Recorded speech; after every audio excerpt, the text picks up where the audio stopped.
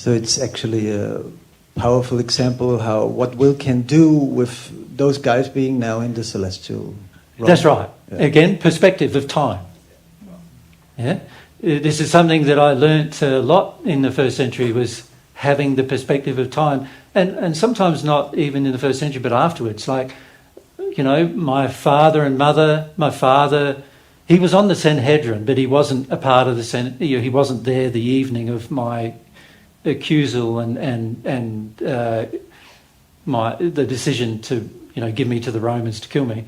But he was on the Sanhedrin. He fundamentally agreed with the religious construct of the day that I was actually in complete disagreement with. And so, you know, my father didn't change until after I died. Some of my brothers didn't change till after I died. Most of my family rejected me before my death, and it was only really my mother who accepted me before my death in the first century. And even then, she often used to go around saying to people, I'm nuts. She did. She, you know, on 2 occasions, she prevented me from getting murdered by just telling everyone that I was crazy.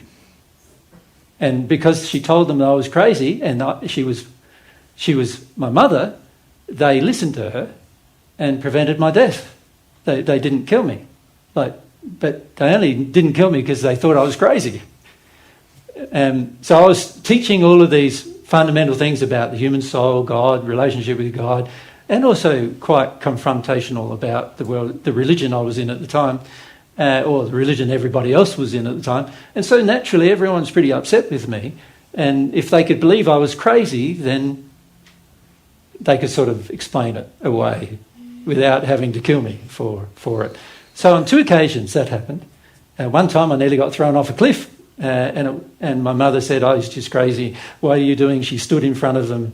You know, she was on the edge of the cliff, standing in front of them, yelling at them, saying, she's crazy, can't you see he's crazy? You know, like, and eventually the whole body of people calmed down and said, oh, the poor fella is crazy. Like, he thinks he's a messiah, he's just nuts, right? And so they let me go. Yeah. But I didn't really like being called crazy all the time, right? But also I could see my mum, she was afraid. She was afraid of me dying.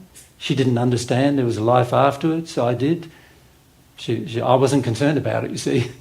And this is one reason why she thought I was crazy, because I wasn't concerned about my death. And she was far more concerned about my death than I was.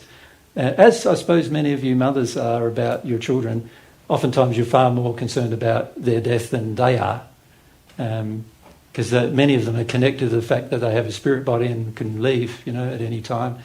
So, oftentimes we're, as parents, more afraid than our children are.